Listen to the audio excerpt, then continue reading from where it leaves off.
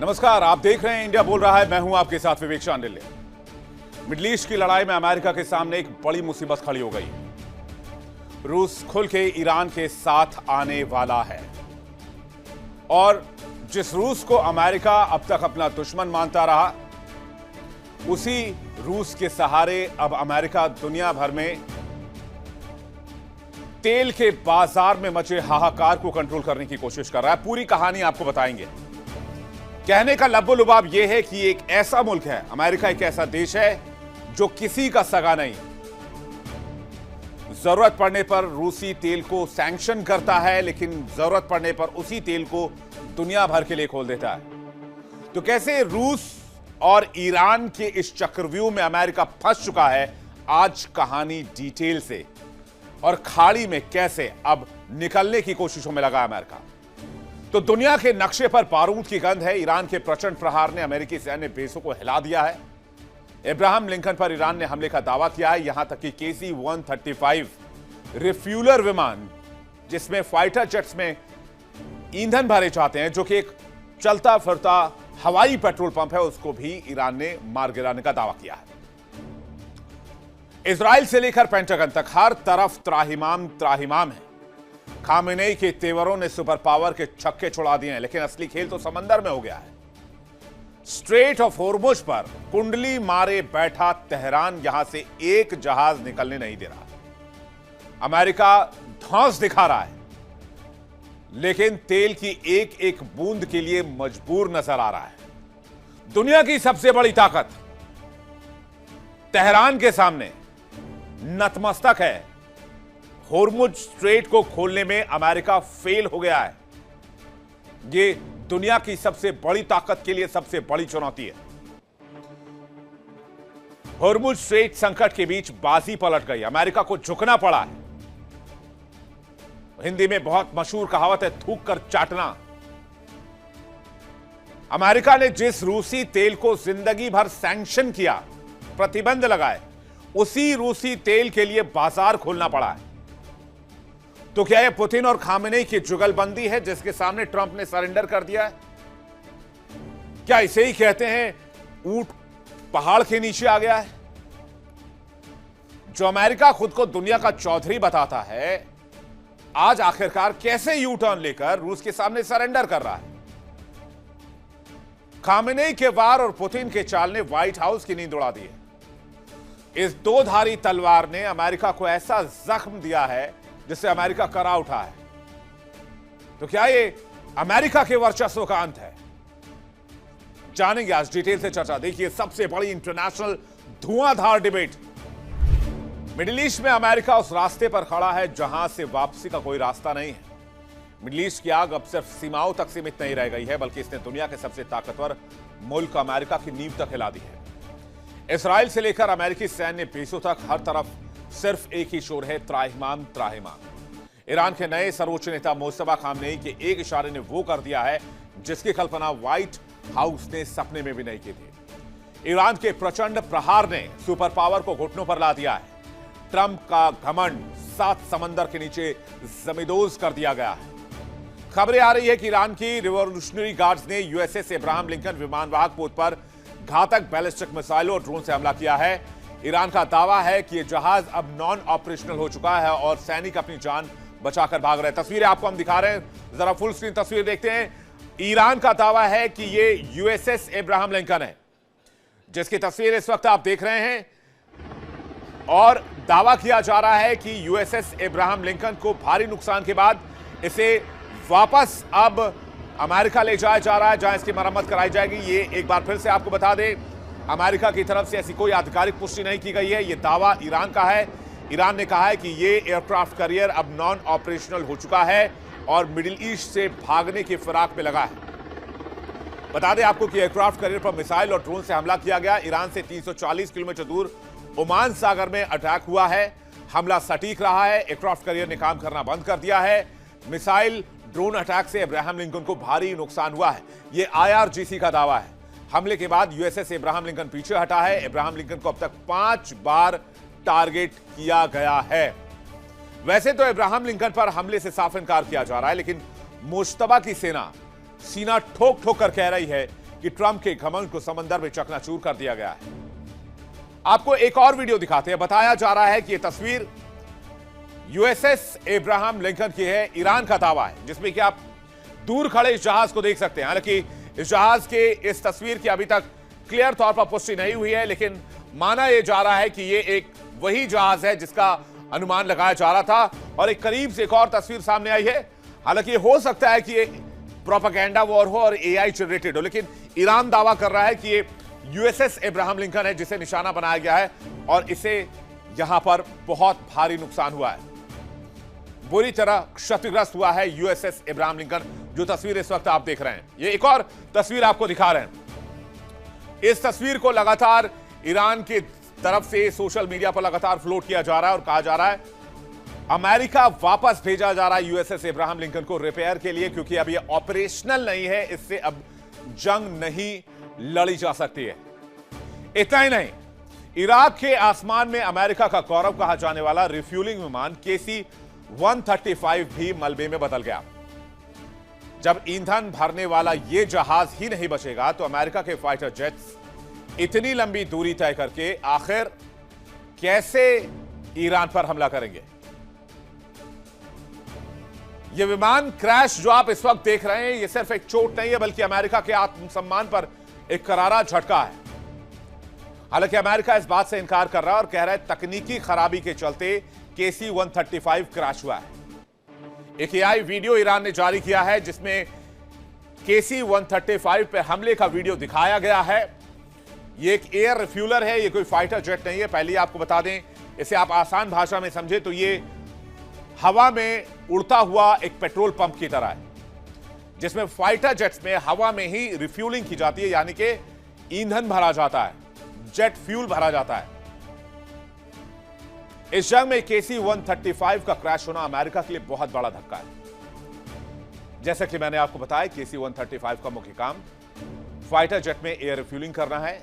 इसकी ताकत, इसकी क्षमता, ईंधन क्षमता 90,000 लीटर है और इसकी रेंज 12,000 किलोमीटर है। रफ्तार की बात की जाए तो अधिकतम रफ्तार 933 किलोमीटर प्रति घंटे की स्पीड है। लेकिन एक तरफ ईरान हमले का दावा कर रहा है, दूसरी तरफ अमेरिका इन दावों को सिरे से खारिज कर रहा है। और यहीं पर एंट्री होती है रूस की।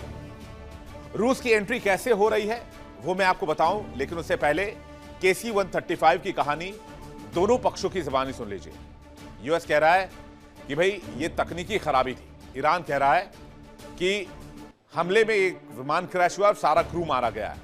6 से 7 अमेरिकी सैनिकों की मारे जाने की खबर है।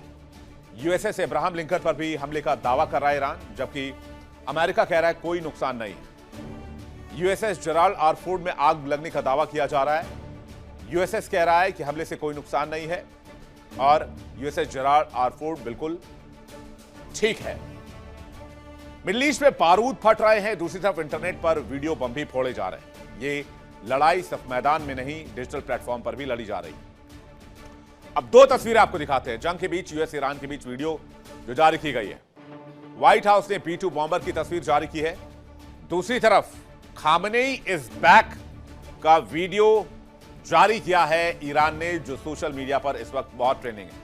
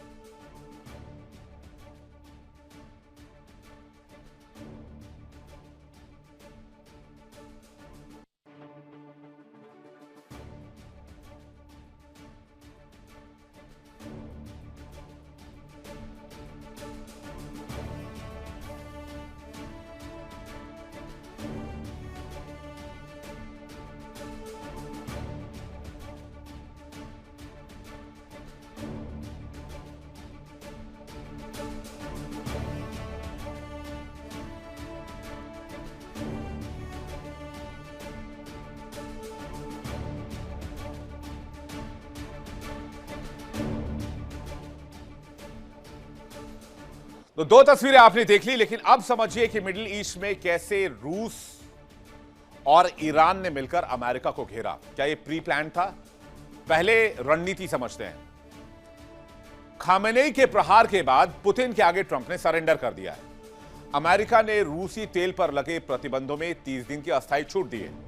अमेरिका ने रूस को 11 अप्रैल 2026 तक तेल बेचने की अनुमति जारी कर दी है। जंग जारी होने की वजह से तेल की कमी को पूरा करने के लिए फैसला लिया गया है। फैसले से पहले ट्रंप ने रूसी राष्ट्रपति पुतिन से फोन पर लंबी बात की और स्ट्रेट ऑफ हॉर्मुज बंद होने से तेल की कीमतें लगभग $100 पर बैरल के पार पहुंच गई। अमेरिका के इस यू टर्न से यूरोपीय देश चिंतित हैं। क्यों चिंतित हैं? क्योंकि अब तक अमेरिका यह कहता रहा है कि रूस तेल बेचकर यूक्रेन वॉर को फंड कर रहा है और अब अमेरिका को इस बात की कोई चिंता नहीं है। यूक्रेन जाए तेल लेने के लिए, अपना काम बनता, भाड़ में जाए जनता। इसी लाइन पर अमेरिका काम कर रहा है। इसे कहते हैं थूक कर चाटना। कल तक जिस रूसी तेल को अमेरिका जहर बताता था, दुनिया के लिए खतरा बताता था, आज अपनी अर्थव्यवस्था बचाने के लिए उसी को अमृत मानकर पी रहा है। ट्रंप की सारी शेखी धूल में मिल गई है। इसी पर दो पंक्ति है कि गुरूर का किला देखो आज ढहने लगा है, लहू दुश्मन का नहीं खुद का बहने लगा है। वो जो कहते थे कि दुनिया हमारी मुट्ठी में, आज वो रूस के पैरों में तेल मांगने लगा है। क्या यह अमेरिका के वैश्विक वर्चस्व का अंत है? क्या पुतिन और खामनेई ने मिलकर नई इबारत लिख दी है या नया वर्ल्ड ऑर्डर बना दिया है? डोनाल्ड ट्रंप के लिए आने वाले दिन किसी अग्नि परीक्षा से कम नहीं होंगे। इस बीच एक बड़ी खबर आपको जल्दी से बता देते हैं। अमेरिकी राष्ट्रपति डोनाल्ड ट्रंप का बहुत बड़ा बयान सामने आया है। ईरान की मदद कर रहे हैं पुतिन। पुतिन को लगता है कि मैं यूक्रेन की मदद कर रहा हूं। चीन को भी ईरान की मदद मिल रही है, यानी कि चीन भी ईरान को मदद कर रहा है। हम ईरान को हराने में कामयाब होंगे। तो जो थ्योरी हमने आपको इंडिया डेली पर लगातार बताई कि रूस और चीन मिलकर अमेरिका को कभी भी इस जंग से निकलने नहीं देंगे, वो बुरा ख्वाब अब डोनाल्ड ट्रंप के दिमाग में भी आने लगा है। वो कह रहे हैं कि पुतिन ईरान की मदद कर रहे हैं और चीन भी ईरान की मदद कर रहा है, क्योंकि उन्हें लगता है कि हम यूक्रेन की मदद कर रहे हैं। पुतिन को लगता है कि मैं यूक्रेन की मदद कर रहा हूं। तो क्या यह मामला वर्ल्ड वॉर की तरफ जाता हुआ दिख रहा है? और क्या ईरान और रूस के दो धारी तलवार के बीच फंस गया अमेरिका? बातचीत करने के लिए मेहमानों का एक बड़ा पैनल इस वक्त हमारे साथ जुड़ रहा है। मेजर जनरल के सिन्हा हमारे साथ जुड़ रहे हैं, रक्षा विशेषज्ञ, बहुत स्वागत है आपका। ब्रिगेडियर विनोद दत्ता हमारे साथ जुड़ रहे हैं, रक्षा विशेषज्ञ, बहुत स्वागत है आपका। अमन चुग हमारे साथ जुड़ रहे हैं, भू राजनीतिक विश्लेषक, बहुत स्वागत है आपका। और मौलाना असलम रिजवी हमारे साथ जुड़ रहे हैं, ईरान मामलों के जानकार, बहुत स्वागत है आपका। सबसे पहले शुरुआत करना चाहूंगा मेजर जनरल के सिन्हा सर के साथ। के सिन्हा सर, ये वही अमेरिका था जो छाती पीट पीट कर ये कहता था कि भाई रूसी तेल मत खरीदना, यूक्रेन को वॉर फंड हो जाएगा, और भारत के ऊपर 25% का एक्स्ट्रा पेनल्टी टैरिफ लगाया, ये कह के कि यूक्रेनी के खूनों के जो रंग है उससे हमारे हाथ रंगे हुए हैं। और आज वही ट्रंप कह रहे हैं कि खरीदो जितना तेल खरीदना है रूस की। तो क्या रूस उस पैसे से बुके बनाकर जेलेंस्की को भेंट करेंगे, फूलों का बगीचा गिफ्ट करेंगे? के सिन्हा सर। जय हिंद विवेक, बहुत आपने जो रेखा खींची है, सामरिक रेखाएं जो आज के दिन में ये एब्सोल्युटली बैटल कंडीशंस हैं, हम इसको रिव्यू ऑफ सिचुएशन कहते हैं। बहुत सटीक और बहुत पैना है। देखिए, आपने मेरे से क्वेश्चन किया है कि डोनाल्ड ट्रंप क्या वो पलट गए हैं। देखिए, डोनाल्ड ट्रंप, और यदि वहां की एस्टैब्लिशमेंट्स को लें तो आप उसको एक लेके चलिए। डोनाल्ड ट्रंप ऐसा नहीं कि खुद की मनमानी कर रहे हैं, वो उनके एडवाइस हुई थी, और chairman joint chief of staff general Daniel Caine है, जो कि उन्होंने वेंजुला में कहा था कि आप जाइए, कर लीजिए जो करना है, मगर यहाँ पर उन्होंने उनको कॉशन किया था कि आप फंस जाएंगे, आप नहीं कर पाएंगे। और ये जो आप बैटल ग्रुप्स को लेकर आते हैं, जिसमें यूएसएस जेराल्ड फोर्ड है या अभी अब्राहम लिंकन है, इन चीजों से आप यहाँ कुछ नहीं कर पाएंगे, एक कॉशन था, और लंबे समय तक फंसेंगे। और इसी चीज का एब्सोल्युटली कोई भी सामरिक तरीके से इसको देखता है, कौन ऐसा मौका छोड़ेगा? यदि चाइना और रशिया, खास करके रशिया, यदि इस गेम के अंदर में नहीं आते हैं, मुझे बड़ा खराब लग रहा था कुछ पहले दिनों में कि क्यों वो एब्सोल्युटली शांत पड़े हैं। मगर जैसे जैसे समय बीत रहा है, आज 14वां दिन है, वो एब्सोल्युटली क्लियर हो रहा 7 दिन के बाद कि काफी सपोर्ट है।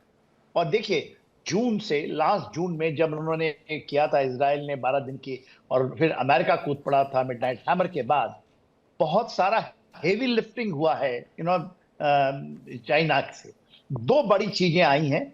जो चाइना है उनको हेवी लिफ्टिंग कर रहा है, एंटी शिप मिसाइल्स उसको दिया है, और उसको मेरे ख्याल से उसको कुछ जो जैसे DF-17 की बात हो रही है वो मिली है उनको, और बड़े मिसाइल्स हैं जो कि अभी आने बाकी हैं, ये दिखाई देंगे, क्योंकि ये बार बार ईरान भी कह रहा है कि हमने अभी पूरे जखीरे को खोला नहीं।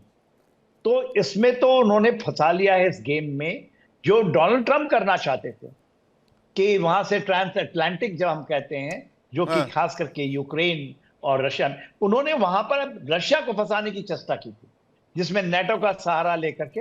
मगर इन्होंने एक गेम खेला जिसमें इन्होंने ईरान का यूज किया, और इसको जब हम कहते हैं मेडिटेरियन पे लेके आ गए बैटल जी। तो ऐसा लग रहा था कि काफी हावी है, खास करके इजराइल और अमेरिका। मगर जब आप इन्वेशंस को आगे बढ़ा जाते हैं जिसकी कोई ऐसी पकड़ नहीं हो, तब आप फंसते हैं। और इसमें केवल डीप स्टेट, जिसमें उनके, यदि आप सेक्रेटरी ऑफ वॉर को देखिए, पीट हेक्सेट को, वो भी, और मार्को रूबियो, और डोनाल्ड ट्रंप की जो तिगड़ी है, शायद उनके वाइस प्रेसिडेंट की भी बात उन्होंने नहीं सुना था, JD वैन का, और इन्होंने ये बहुत बड़ी गलती की। अब अब डोनाल्ड ट्रंप डोनाल्ड ट्रंप ये क्यों कह रहे हैं कि पुतिन ईरान को मदद कर रहे हैं क्योंकि उन्हें लगता है कि मैं यूक्रेन की मदद करता रहा हूं? अब क्या कहेंगे, यह बताइए ना। अभी डोनाल्ड ट्रंप साहब 2 दिन पहले बात की है पुतिन से, और पुतिन ने शर्त जो रखी है, जो हमारे नॉलेज में आया है, उन्होंने कहा जितना भी हमारी फ्रोजन एसेट्स है उसको आप रिलीज कीजिए। एक वो है, और दूसरी बात उन्होंने कहा है कि डिपेंडिंग ऑन आपकी कितनी इन्वॉल्वमेंट है उसकी हमारी रिएक्शन होगी। एब्सोल्युटली क्लियरिटी में उन्होंने बताया। चाइना से वो बात नहीं कर, मेरे ख्याल से इसी महीने के एंड में वो चाइना जा रहे हैं। अब किस फेज से वो चाइना जाएंगे, क्योंकि यहां पर ईरान में आना, जिस तरह से आना, वो चाइना को फंसाना चाहते थे। चाइना तो जरूर ईरान की खुली मदद कर रहा है, और $400 बिलियन का 25 साल का उनका एग्रीमेंट, और उसके अंदर में $40 बिलियन तो ऑलरेडी ईरान में लगा चुका है। उससे तेल एवज में ले रहा था। उसकी तेल को रोकने के लिए वेनेजुएला और यहां पर डोनाल्ड ट्रंप साहब ने ये बहुत बड़ी स्ट्रेटेजिक मिस्टेक की है, लोगों के कहने के बाद भी, जिनको तजुर्बा है। मैं चुग साहब से चाहूंगा इसका जवाब। क्या मॉस्को और तेहरान के दोधारी तलवार में फंस गए डोनाल्ड ट्रंप? चुग साहब, आपका ये आर्थिक चश्मा क्या कहता है इस पे? जाना चश्मा, नमस्कार है जय भारत से। आपने बड़ा अच्छा शेर अदा किया, तो मैंने कहा मैं भी एक शेर से शुरुआत करता हूं कि रूह को एक आह का हक है, आंख को एक निगाह का हक है। अर्ज किया है, रूह को एक आह का हक है, आंख को एक निगाह का हक है। तो ट्रंप साहब कह रहे हैं हम भी एक दिल लेके आए हैं यारों, इसे भी एक गुनाह का हक है। तो उन्होंने वो गुनाह कर डाला और वो फंस डाला। अब इसी को आगे निपटाते हुए समझते हैं कि जो ट्रंप का प्लान ऑयल के ऊपर क्या था, कि जो लाइट ऑयल जो वर्ल्ड को चाहिए, जिसके रिलेटेड रिफाइनरीज वर्ल्ड में हैं, वो एक WTI है, वेस्ट टेक्सास इंटरमीडिएट ऑयल, जो यूएस के पास है, और उसका सेकंड बेस्ट क्वालिटी जो गल्फ में है। एंड उनको लगता था कि बाकियों की तो रिफाइनरी है नहीं majorly, and control and impact China को करने के लिए अगर मैं तेल का सप्लाई गल्फ से रोक दूं किसी तरीके से, तो ऑब्वियसली चाइना एक तरह से सस्टेनेबल वॉर गोइंग फॉरवर्ड या सस्टेनेबल फुटिंग नहीं रख पाएगा। चाइना के ऊपर एक further detail version next time मौका देंगे, मैं देने की कोशिश करूंगा। एंड साथ में इसी कारण क्या होगा, एक क्योस क्रिएट हो जाएगा जिसके कारण डॉलर इंडेक्स बढ़ेगा, और जो वर्ल्ड के सेंट्रल बैंक्स हैं वो गोल्ड और सिल्वर में इन्वेस्टमेंट नहीं करेंगे।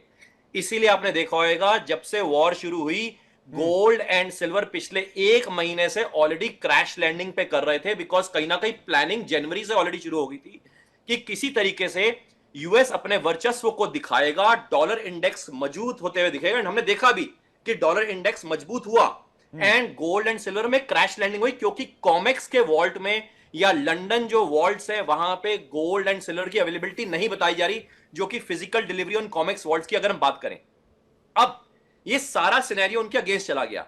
क्योंकि अल्टीमेटली अपना ऑयल वो बेच नहीं पा रहे, वेनेजुएला का ऑयल उनके कंट्रोल में है, मगर उसके लिए रिफाइनरी नहीं है जिसके लिए उन्होंने रिलायंस से टाइप किया है।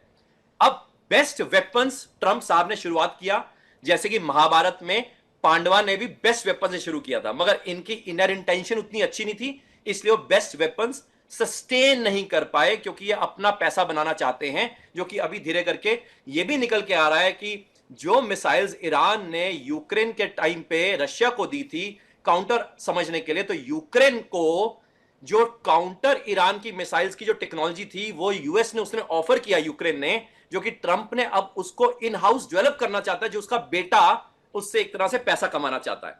अब स्टीव विटकॉफ वैंस नहीं सारी नेगोशिएशन कर रहा है। अब इसी को एक नेक्स्ट एंगल पे देखें तो इस टाइम पे on a lighter note, California में पेट्रोल प्राइसेस 1 गैलन $9 के पहुंच गए हैं, एंड कैस्पियन सी से जो पाइपलाइन से जो ऑयल पहुंचता है वो अब नहीं पहुंच पा रहा है, यानी कतर की प्रोडक्शन बंद है। ओमान में आज या कल में बॉम्बिंग भी हुई है, जो 2 शिप कंटेनर जो यूएस की तरफ तेल लेके जा रहे थे, एंड सऊदी भी सॉरी और उनको बर्न आउट कर दिया गया ना, बर्न आउट कर दिया गया, एंड सऊदी ने 40% प्रोडक्शन वैसे ही बर्न आउट कर दिया है। तो ये सारा खेल जो है ऑब्वियसली उल्टा हो गया। अब इसमें जो नेट क्रक्स है, 2 एंगल है, एक टॉम हॉक्स जो उसकी मिसाइल है उसका एंगल, मौका देंगे तो बताऊंगा, दूसरा एंगल है मनी सप्लाई और चाइना का एंगल। फिलहाल मैंने कहा आप किसी और को भी मौका दीजिए। अब आपने 2 लाइन शेयर में बताई और पूरा इकोनॉमी के फंडा समझाया, तो मैंने भी सोचा कि 2 लाइन मैं भी चलते चलते रखी दूं ब्रिगेडियर साहब के जाने से पहले और रिजवी साहब के जाने से पहले, कि भाई लोग टूट जाते हैं घर बनाने में और वो तरस नहीं खाते बस्तियां जलाने में। तो ये दर्शक समझदार हैं, उनको पता है मैंने लाइन किसके लिए पढ़ी है। लेकिन ब्रिगेडियर साहब, मेरा आपसे भी सवाल वही है, क्या दोधारी तलवार में फंसे हैं ट्रंप? क्योंकि एक तरफ रशिया का ऑयल खोलना पड़ा है, ये यूरोप के लिए चिंता का सबब है, यूक्रेन के लिए ठीक बात नहीं है, तो ईरान तेहरान उनको मिडिल ईस्ट में रगड़ रहा है। हाँ बिल्कुल, रवायत को जारी रखते हुए मैं भी एक शेर से ही शुरुआत करूंगा। इरशाद है सर, आप भी ठोकी डालिए एकदम। बिल्कुल बिल्कुल, वो कहते ना कि ट्रंप साहब तो कह रहे हैं कि बदलना तो चाहता हूं मैं निजाम हुकूम, बदलना तो चाहता हूं मैं निजाम हुकूम, पर मेरे बस की बात नहीं। वाह। तो ट्रंप साहब एक ऐसे मतलब क्वैगमायर में फंस चुके हैं, और जिस तरह से ईरान ने अपनी जो रणनीति बनाई है और रण कौशल को अंजाम दे रहा है, वो बताता है कि किस तरह की एक स्ट्रेटेजिक विजन लेके ईरान चल रहा है। अमेरिका ने कभी तवक्को नहीं की थी कि साहब इतना लंबा ये युद्ध खिंच जाएगा, और अभी तो ये ट्रेलर है, फिल्म अभी बाकी है, क्योंकि ईरान जिस तरह से अपने जो कार्ड्स है उनको अनफोल्ड कर रहा है, उससे पता लगता है कि वो अमेरिका को एक लॉन्ग टर्म एंगेजमेंट में यहाँ रखना चाहेगा। आप देखिए जिस तरह से उसके लॉसेस होते जा रहे हैं अमेरिका के, आप देखिए अगर ये खबर सच है कि यूएसएस इब्राहिम पे उसको मतलब उसका अटैक सक्सेसफुल रहा है, तो ये अमेरिका के लिए एक बड़ी शर्म की बात है कि जिस नेवी का वो क्लेम कर रहा है कि साहब मैंने उसको पूरा खत्म कर दिया है, या उनकी फजाइया तो वैसे भी उनकी कारगर नहीं थी, और ईरान ने अगर इस तरह के हमले किए हैं तो ये बड़ी शर्मनाक बात है। दूसरी चीज, जिस तरह से उनका जो ऑयल रिफ्यूलर था वो क्रैश हुआ है, वो भी उनकी कैजुअलिटीज में इजाफा लाता है। तो ये बताता है कि किस तरह से अमेरिका डेस्परेट है और ट्रंप साहब किस तरह से फ्रस्ट्रेट होते जा रहे हैं। अब वो कहते हैं ना कि साहब अब दाढ़ी तो नहीं रखते हैं ट्रंप साहब, लेकिन तिनका जरूर है उनके उसमें, और तभी वो कह रहे हैं कि साहब पुतिन ईरान को इसलिए मदद कर रहे हैं क्योंकि हम यूक्रेन को मदद कर रहे हैं। और आपको याद होगा कुछ एक महीने पहले करीब 8 से 10 IL-76 और 78 आए थे ईरान में, तो यकीनन वो कुछ सामरिक संसाधन ही लाए होंगे। तो ये बताता है कि भाई अभी ईरान अमेरिका के साथ एक लंबे एंगेजमेंट, क्योंकि देखिए ईरान ने कभी ये जो युद्ध है ये जीतने के लिए नहीं किया था, और जीत और हार लॉसेस पे डिपेंड नहीं करता, ये आपके जो एंड ऑब्जेक्टिव है या जो टर्मिनल ऑब्जेक्टिव है उसके ऊपर डिपेंड करता है कि क्या आपने वो अचीव किया। आपने लीडरशिप खत्म कर दी, ठीक है कोई बात नहीं, क्या चेंज ऑफ रिजीम वहां हो पाया? और जिस हिसाब से अमेरिका चल रहा है, मुझे तो लगता है कि अमेरिका में चेंज ऑफ रिजीम होनी चाहिए, ईरान में नहीं। तो ये सब चीजें देखते हुए अमेरिका को खुद आज मतलब वो इस स्टेज में है अब वो न तो इसे निगल सकता है ना उगल सकता है। यूएसएस जेरार्ड 200 दिन के बाद उनको एक बेस ओवरऑल चाहिए होता है, उसे अमेरिका वापस जाना पड़ेगा, क्योंकि वो भी ऑपरेशनली मतलब उसमें टेक्निकल ग्लिचेस आने शुरू हो जाएंगे। तो अमेरिकन जो नेवी है वो भी काफी स्ट्रेच आउट हो चुकी है, काफी थक चुकी है, और ईरान वही टैक्टिक्स अपना रहा है जो सेकेंड वर्ल्ड वॉर में रशिया ने जर्मनी के खिलाफ की थी। वो उसके लाइंस ऑफ कम्युनिकेशंस को इतना स्ट्रेच कर देगा, जैसे जर्मनी अंदर घुसता गया और बड़े खुश होते रहे वो, और बाद में जब वहां बर्फ पड़नी शुरू हुई तब उनके लाले पड़ गए। तो वही चीज मुझे अमेरिका के साथ होती दिखाई दे रही है। और जिस तरह से अब वो जो मतलब इंडिपेंडेंट बैटल ग्रुप्स में लड़ना शुरू किया है उन्होंने, जिसे वो मोज़ेक टर्मिनोलॉजी बोलते हैं, तो ये सब देखते हुए मुझे लगता है कि ईरान एक ऐसी मतलब टफ फाइट या फॉर्मिडेबल फ्रंट पेश करेगा कि अमेरिका को वियतनाम और अफगानिस्तान दोनों साथ याद आ जाएंगे। रिजवी साहब, आप क्या कहेंगे इस पर? क्या अमेरिका के लिए यहां और मुश्किलात बढ़ने वाले हैं, या तेहरान में रेजिम चेंज की पॉसिबिलिटी लग रही है आपको? रिजवी साहब जी, बहुत बहुत शुक्रिया विवेक भाई।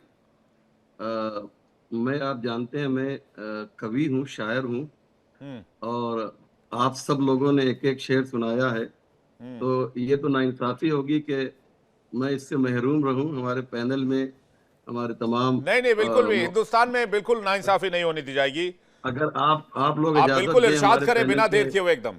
जी हाँ, जी हाँ, मैं शेर सुनाता हूँ, और ये इरशाद। शेर मैं पेश करता हूँ हमारे डोनाल्ड ट्रंप साहब के लिए। हाँ। उनको ये मैं गिफ्ट कर रहा हूँ ये शेर, के बहुत ही खूबसूरत शेर है कि कुछ अपने कद को ऊंचा दिखाने के वास्ते, कुछ अपने कद को ऊंचा दिखाने के वास्ते, लाशों पे कितने लोग खड़े हैं न पूछिए, लाशों पे कितने लोग खड़े हैं न पूछिए। आज आप देखिए कि दुनिया का सबसे कंफ्यूज्ड शख्स अगर कोई है तो उसका नाम है ट्रंप। अगर आप सोशल मीडिया पर एक सर्वे कराइए और ये सवाल कीजिए लोगों से कि सबसे ज्यादा कंफ्यूज्ड शख्स कौन है, तो लोग डोनाल्ड ट्रंप का नाम बताएंगे। हम जानते हैं कि इनके एक दामाद हैं जिनका नाम जो है जैरेड कुशनर है। ये इनसे बहुत ज्यादा सलाह और मशवरा लेते हैं, और सोशल मीडिया पे ऐसी बात आम हो रही है कि ये दामाद साहब जो है इनके लुटिया डुबो चुके हैं, डुबो रहे हैं। मैं नहीं कह रहा हूँ, इसलिए कि अब जो सूरत हाल गल्फ में है, पर्शियन गल्फ में है, वहाँ पर इस वक्त अमेरिकन जो फौजी हैं वो बहुत ही बुरी हालत में है। आपने भी ये खबर सुनी होगी कि वहाँ का जो टॉयलेट का जो सिस्टम था वो जैम हो गया था, और वहाँ पर एक एक शख्स को 2-2, 3-3 घंटे के बाद उनका नंबर आता था। बहरहाल ये एक अलग बात है, लेकिन कहने का मकसद ये है कि वो लोग बहुत ही परेशान हाल हैं, और अमेरिका ने कई मरतबा, जैसा कि मैंने कल के प्रोग्राम में भी विवेक जी आपसे कहा था, कि वो ईरान से गुजारिश कर रहा है, रिक्वेस्ट कर रहा है, अलबत्ता डायरेक्ट नहीं, इनडायरेक्ट, कि अब इस जंग को रोक दिया जाए।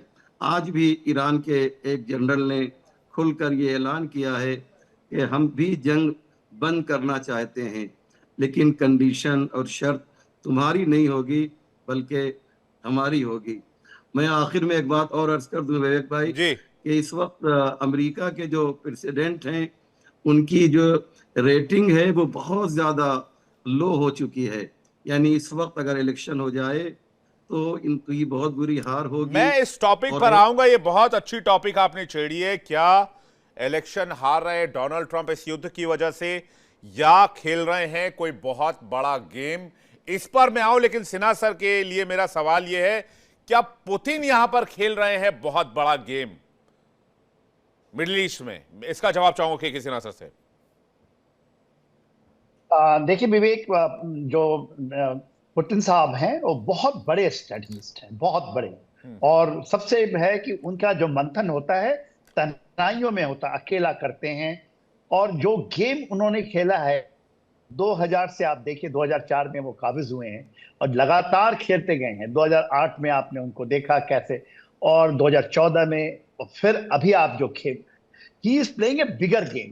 किसी देखिए सभी चैनलों में ये बात होती है कि वो कहीं गए थे यूक्रेन में फॉर वेरी शॉर्ट स्पेशल में।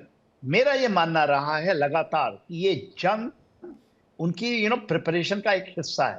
बैटल शिफ्ट होना है आर्टिक में 21वीं सदी में, जो लास्ट बैटल होगा और उसके बाद शेपिंग ऑफ 21st सेंचुरी का वर्ल्ड ऑर्डर है वो आर्टिक में होगा, वो इंडो पैसिफिक में नहीं होगा।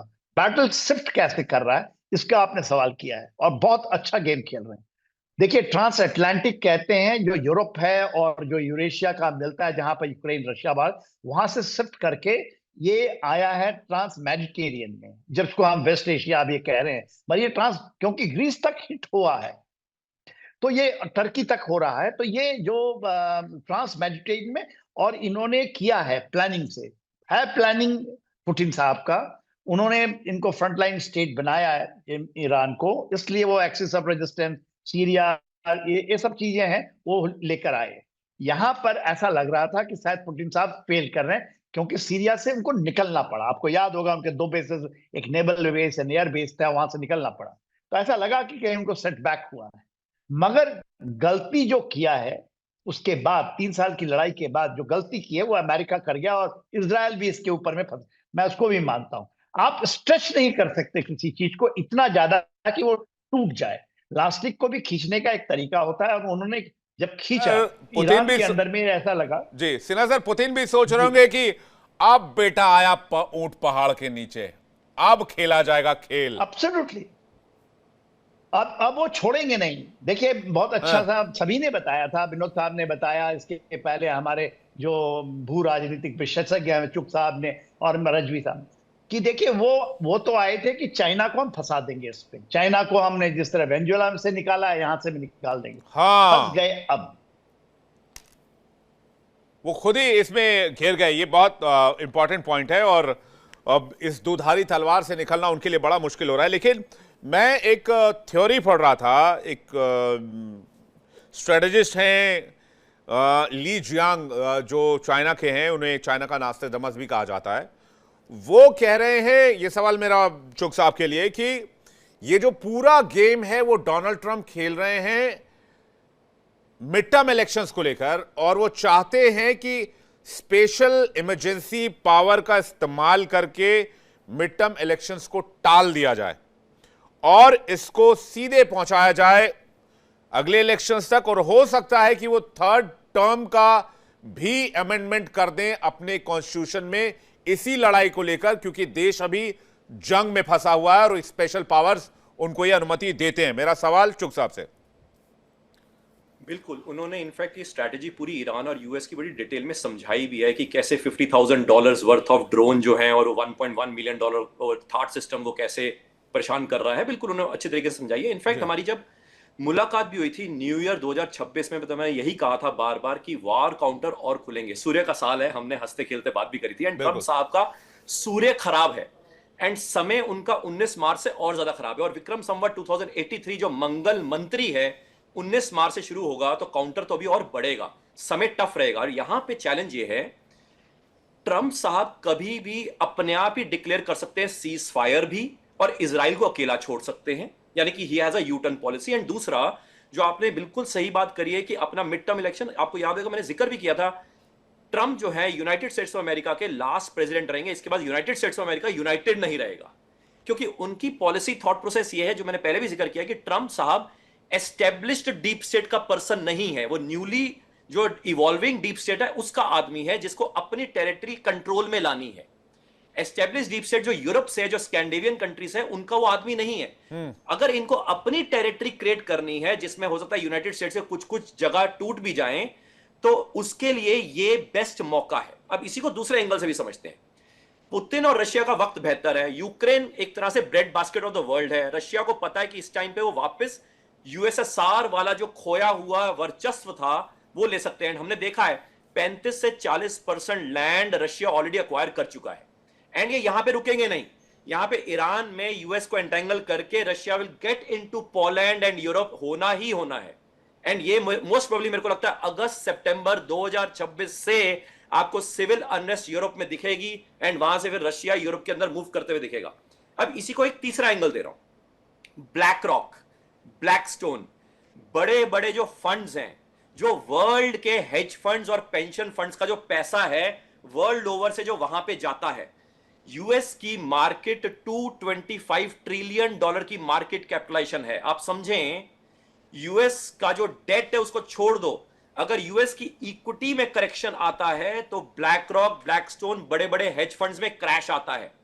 एंड ये क्रैश या ये करेक्शन इस टाइम पे दिख रहा है। ब्लैक रॉक ने, ब्लैकस्टोन ने, कई बड़े बड़े फंड्स ने विड्रॉल लिमिट कर दिया है। इसका मतलब ये यूक्रेन का पूरा जो वापस डिवास्टेशन के बाद जो उसको रीऑर्गेनाइज करने के लिए जो पूरा ठेका था वो ब्लैक रॉक और ब्लैकस्टोन को ही दिया था। और आप समझो वहीं पे रशिया पूरा पहुंच रहा है।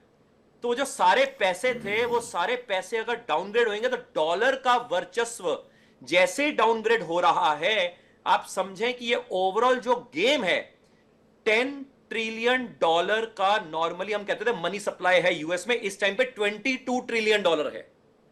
$22 ट्रिलियन का मनी सप्लाई, $225 ट्रिलियन की इक्विटी मार्केट कैपिटलाइजेशन। एक एक पैसा अगर वहां से निकलने लग गया, जो कि सऊदी ने भी बोल दिया, कतर ने भी बोल दिया, वगैरह वगैरह, तो उसके कारण यूएस की मार्केट में, रियल एस्टेट में, शेयर मार्केट में, सोशल सिक्योरिटी सिस्टम में क्रैश दिखेगा और उसके कारण पूरा इंटरनल अनरेस्ट प्लान हो जाएगा जी यूएस में। ये बात आपकी बिल्कुल सही है, मैं इस बात से सहमत हूं कि मिडिल ईस्ट का पैसा जिस हिसाब से यूएस में इन्वेस्ट अभी तक होता रहा है, ऑयल का पैसा, उसमें बेशक कमी आएगी क्योंकि मिडिल ईस्ट में इनसिक्योरिटी बहुत बढ़ गई है after America Iran war.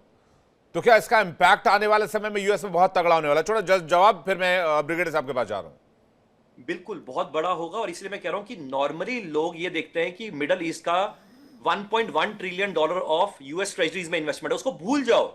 $35 trillion की मार्केट कैपिटलाइजेशन जो है वो मिडिल ईस्ट देखता है। आप समझें, $225 ट्रिलियन में से अगर ये $30-35 ट्रिलियन हिल गए और वो हिल रहे हैं तो एकदम से क्योस जो है वो मार्केट में नहीं दिखेगा, रियल एस्टेट में दिखेगा। पूरा सब प्राइम क्राइसिस का पार्ट 2 पैदा हो जाएगा। उसके कारण नौकरियों का चैलेंज, उसके कारण अनरेस्ट, सिविल क्योस, ये सब कुछ क्रिएट हो जाएगा। कहने का मेरा तात्पर्य ये है। मतलब इन्होंने मधुमक्खी का छत्ता छेड़ दिया है, अब इससे बचना बड़ा मुश्किल है। मैं ब्रिगेडियर साहब के पास जा रहा हूं, तो क्या सीज फायर की कोई गुंजाइश दिखती है ब्रिगेडियर साहब आपको, या पुतिन और चाइना चाहेंगे कि सीज फायर ना और ये ऐसा ही चलता रहे?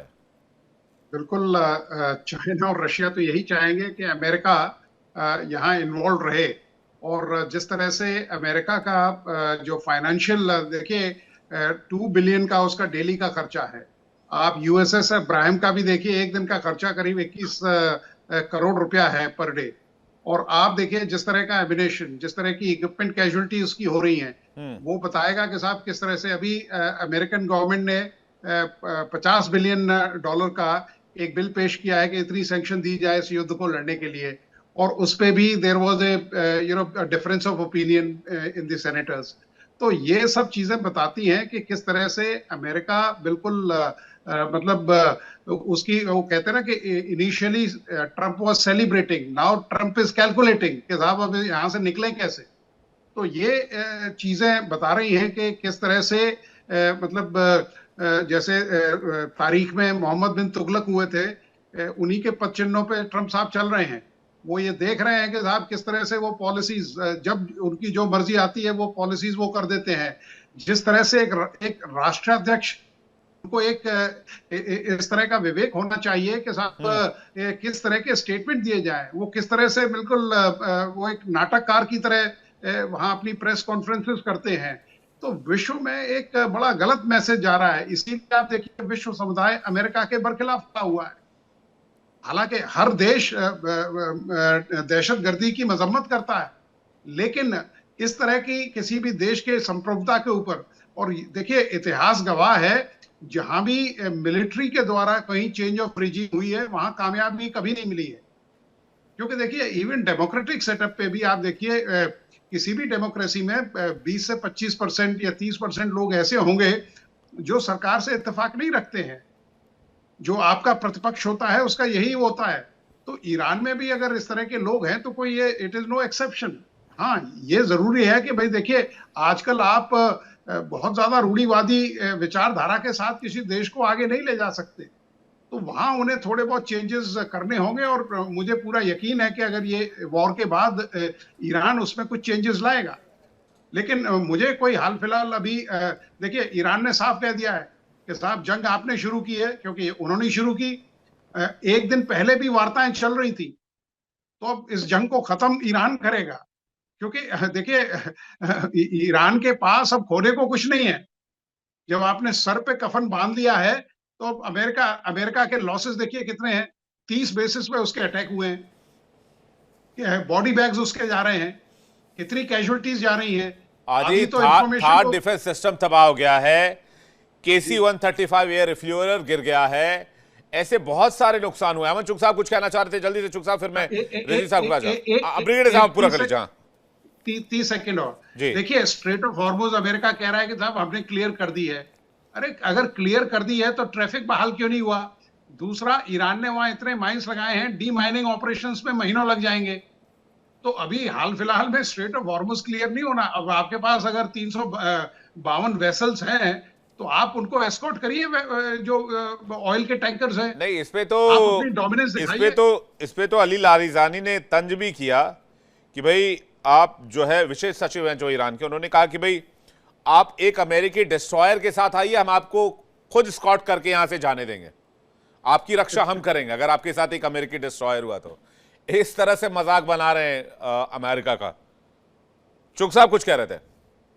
एक स्टेटमेंट ये भी निकली है कैलिफोर्निया में कि वार्न किया गया पब्लिक को कि जी ईरान के जो ड्रोन्स हैं वो कैलिफोर्निया में अटैक हो सकते हैं। बिल्कुल अटैक हो सकता है। हाँ। यानी कि फॉल्स नैरेटिव बिल्ड किया जा रहा है। उनको ये पता है कि कहीं ना कहीं अपराइजिंग कैलिफोर्निया और ऐसे कई जगह पे विद इन यूएस होंगी। एक पॉइंट ये।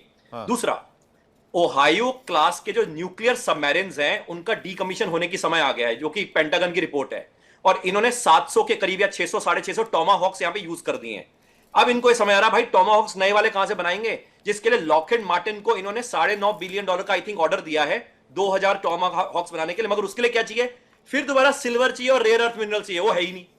बहुत बड़ा क्यास है जी कमोडिटीज में अभी होने वाला है। Copper, silver, gold, rare earth minerals, supply chain. अब जा रहे हैं, छोटा क्यास नहीं है। ट्रम्प साहब जा तो रहे हैं, अब चाइना शायद मिल जाए वहां से।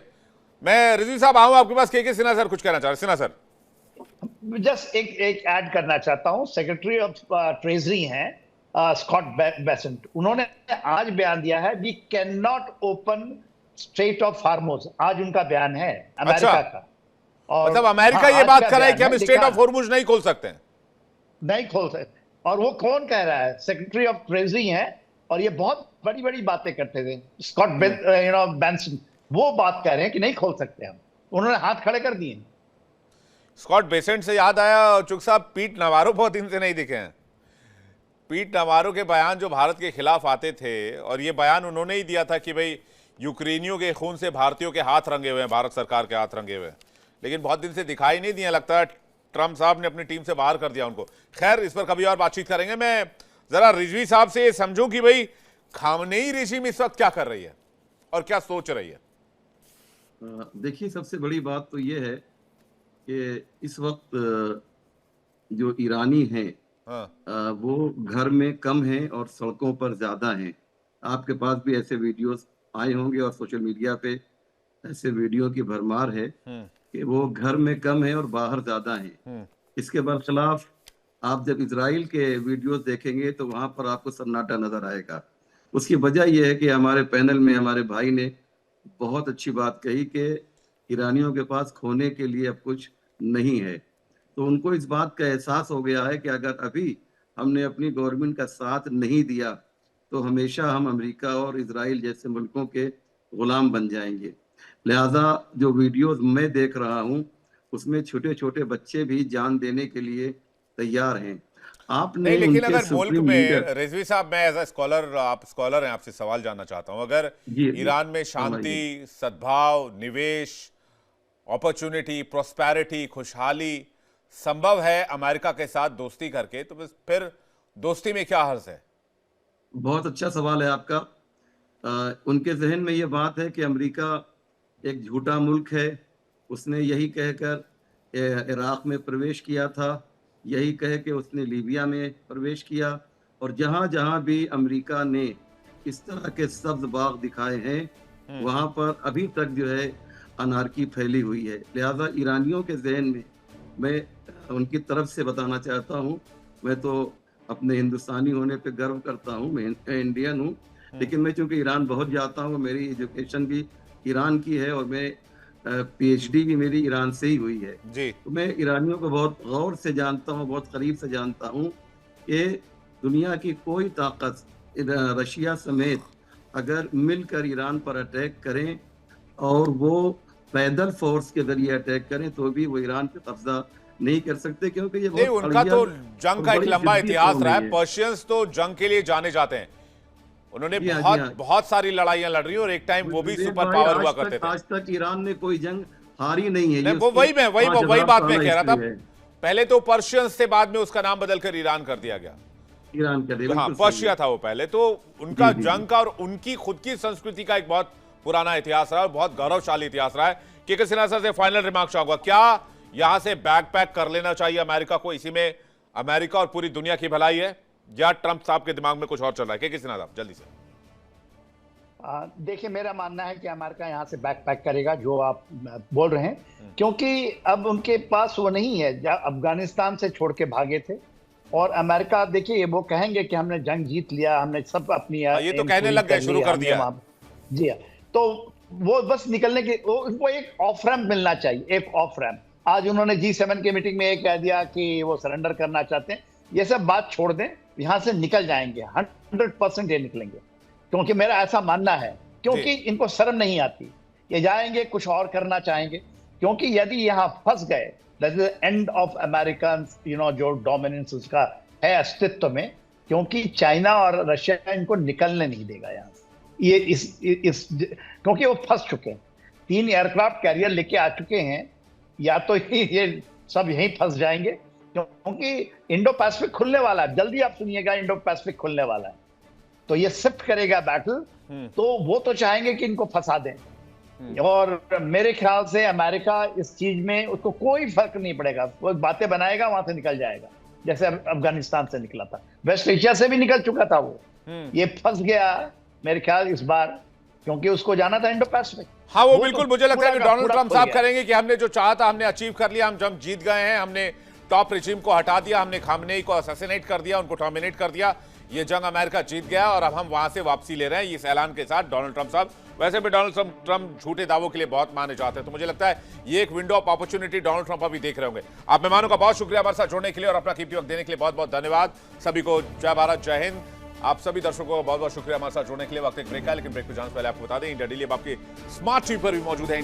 देखिए इंडिया डेली 24/7 अब आपकी स्मार्ट टीवी पर। इंडिया डेली मौजूद है सभी डिजिटल प्लेटफॉर्म पर लाइव और लगातार। इंडिया डेली 24/7 हर दिन राष्ट्र को समर्पित।